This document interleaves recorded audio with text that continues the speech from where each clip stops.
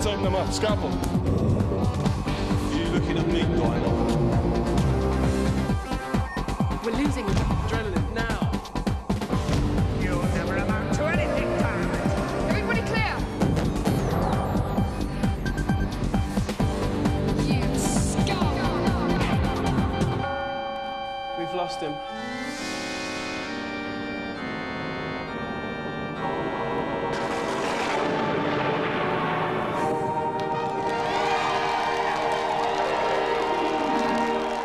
Welcome to Gamesmaster. As a show, it's more soothing than a chocolate massage, more life-affirming than finding a bottle of fizzy pop after 3 days in the desert, and more rewarding than rescuing Pamela Anderson from drowning in a sea of £20 notes.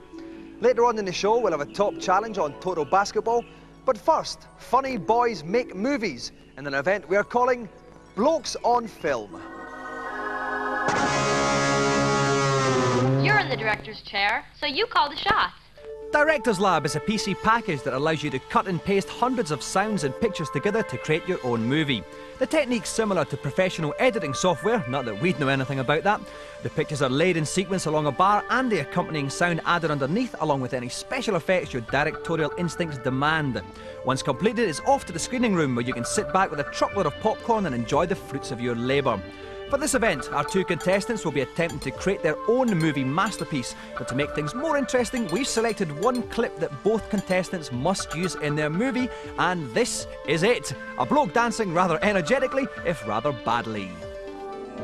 Our contestants have until the end of the show to prepare their very own movie masterpiece, using all the tools at their disposal. The golden joystick will go to the contestant whose finished work displays the greatest amount of entertainment value, creativity, and flair. And splitting the very sides of heaven fantastically open with a directorial debut, two blokes who are so funny we don't even mind the fact that Fist of Fun is on the BBC, Stewart Lee and Richard Herring.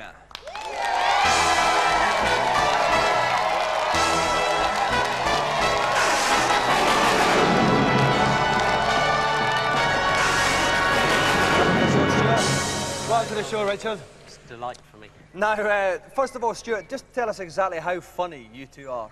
4. Okay. On the comedy scale, you're aware of it. Out of how much?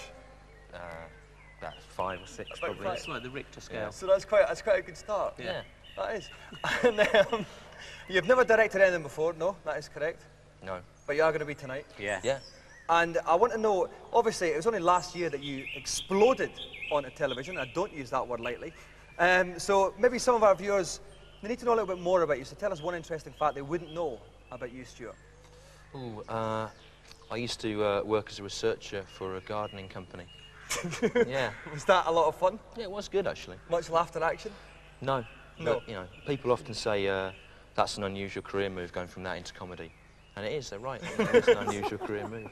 So, okay. Yeah. Richard, almost every woman I know fancies Stuart. Yeah. None of them fancy you. Why is that? Well, it's because I'm the funny one and I have him along to just get girls interested in watching it. And actually, they do really fancy me. Also, I've deliberately kept myself ugly because then the beautiful women I get off with, their beauty is just heightened next to my ugly body. I'm man, exactly the same with myself. I like to add. Well, you've got to get the films done before the end of the show, so I can't keep you any longer. If you'd like to crack on, move over to the computers, please. Okay. And while they're doing that, we'll rush headlong into today's news. First up, we have a special offer. We're giving you the chance to be one of the first people in the country to take part in trials of a new game network, Wireplay. It's for owners of PCs who want to play their favourite games against other people, but don't have any mates.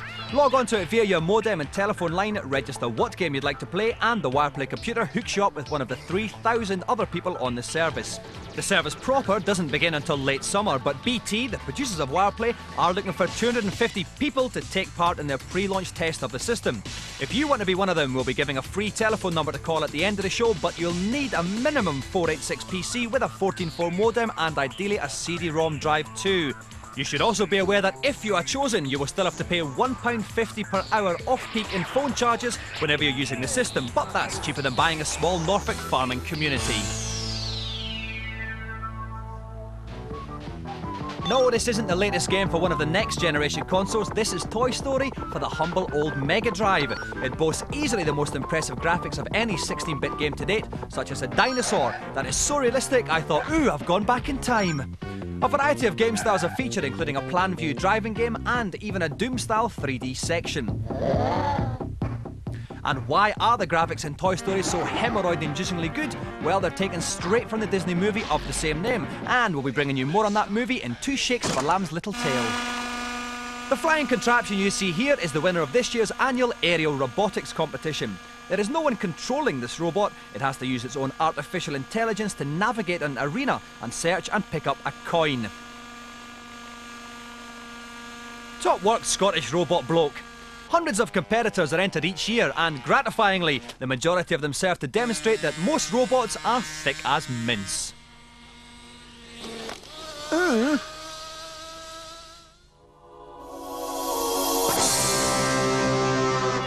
Hey, Slinky?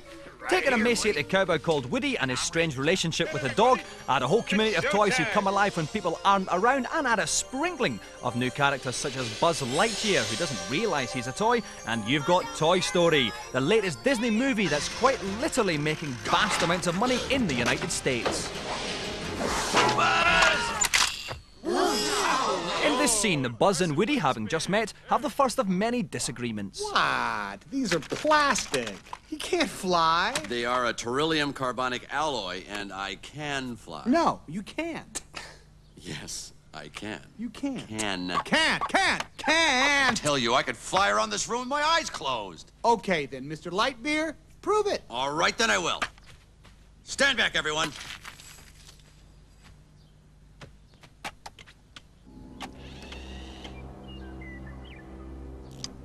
To infinity and beyond!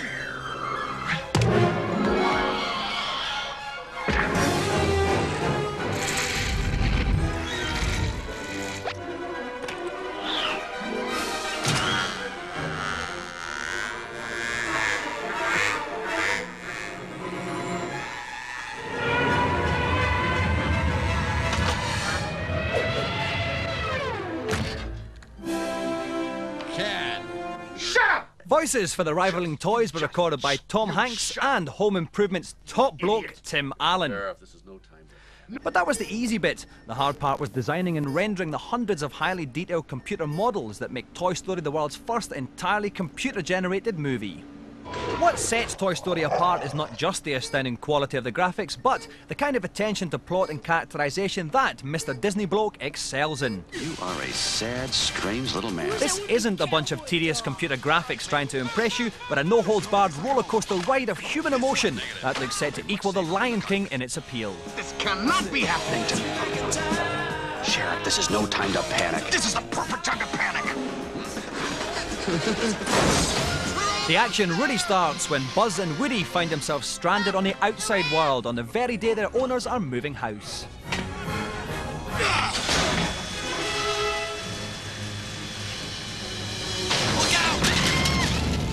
Wait, hold on to my tail!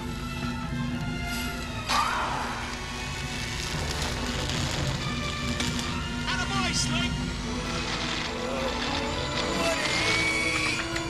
Woody, speed up! Speed up! They're running out! Toy Story is opening in March. Look out! Buzz, will you get up here and give me a hand?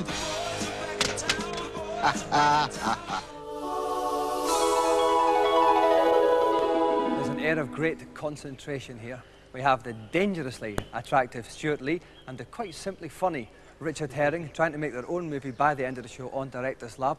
Now, Stu, how are you getting on? What have you got for us so far? I'm basing mine around a theme of insects and children eating.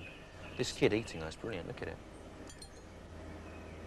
She's having a right old munch there, isn't Fabulous she? image, yeah. Bless her. Right, Richard, what about you? What are you going for? Good question. Richard Herring presents. Yeah, that's good. What kind of presents are they? Well, it's got presidents in it, in fact, and so far I've got Ronald Reagan there. Finally, my fellow Americans. See, that's a satire for the American political system there. Almost a lampoon. But I'm probably not going to do this, I'm just messing around. Right, but you have some top sound effects in there. I do, yeah. Where'd you get that one from? All over the place. That is a fantastic sound effect here. I'd copy his work, but it'd be ridiculous. I work mainly in the sound medium, which isn't very good for this. OK, well, we'll leave Lee and Herring beavering away. Meanwhile, we do have one special challenge on today's show. Let's go over to Gamesmaster and find out what it is. It's time now to kiss the rim and dunk the basket as we prepare to play the basketball sim NBA 96 on the PlayStation. The two teams I've selected, the Houston Rockets and Orlando Magic, are both known for bringing it home when it counts. And our players have 1 2-minute quarter to sort out which of them will be taking the golden joystick with them. Right then, let's tip off. Kissing the rim on Total Basketball, we have Linton Vassell and Lawrence Harwood. Welcome to the show, Linton. Welcome, Lawrence. OK, Linton, we asked Richard and Stewart earlier on to tell us something interesting about themselves. I'd like you to do the same, please. Probably come here. Coming here? Yeah. Is the most interesting. Is that why you've bought such obviously new shoes? Yeah. How much did they say? Oh, no, we shouldn't talk about that. It's a commercial reference. We don't like them much. Are you pleased with your shoe purchase, Linton? Yeah. I'm glad we cleared that up. Linton? Lawrence, right, tell us something interesting about you. Not much. I've just 2 years in a row now. I've entered a Blockbuster Video Championship, and I've won it twice to get to the finals, and both times been knocked out in the quarterfinals. OK. Well, Linton and Lawrence are going to get ready to play Total Basketball. We're going to take a short break. Don't forget, coming up in part 2, the results of Lee and Herring's filmmaking. We'll be back in a minute.